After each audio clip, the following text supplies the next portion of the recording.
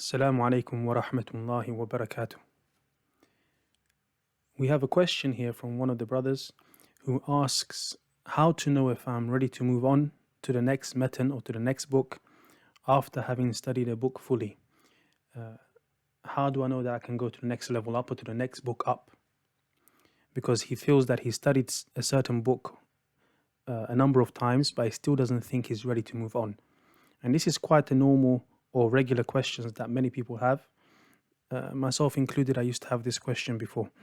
And I looked around and I saw different answers. One of the sheikhs that I saw answer this question mentioned something along the lines of that you should be able to explain the text without needing to prepare for it. I.e., if anyone says to you, have you studied An-Nawawi's 40 hadith? And you say yes.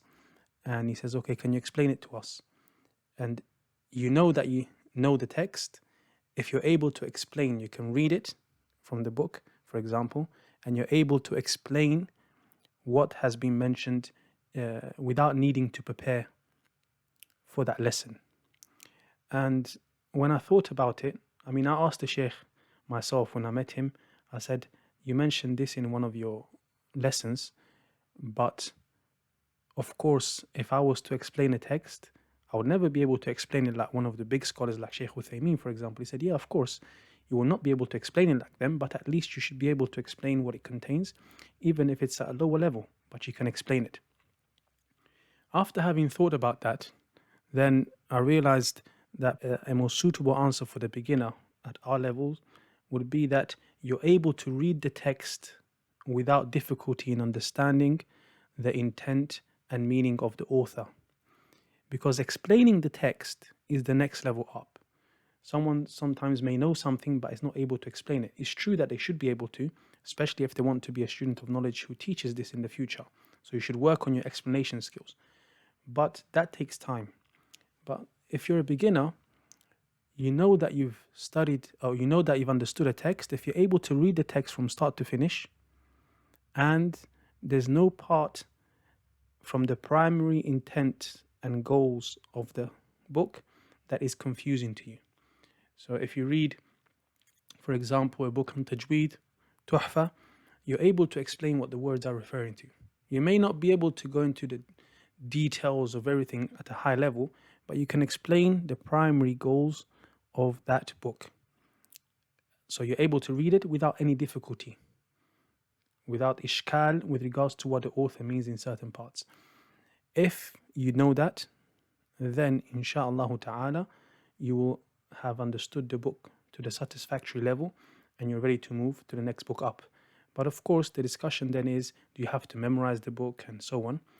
And you have to make sure that you revise it so you don't forget that. Because if you don't revise it, you're going to forget the intents of the author that you first knew when you studied it the first or second time. A side point here before we close, inshallah ta'ala, is the importance to be balanced. So we find that people are on two sides of the spectrum.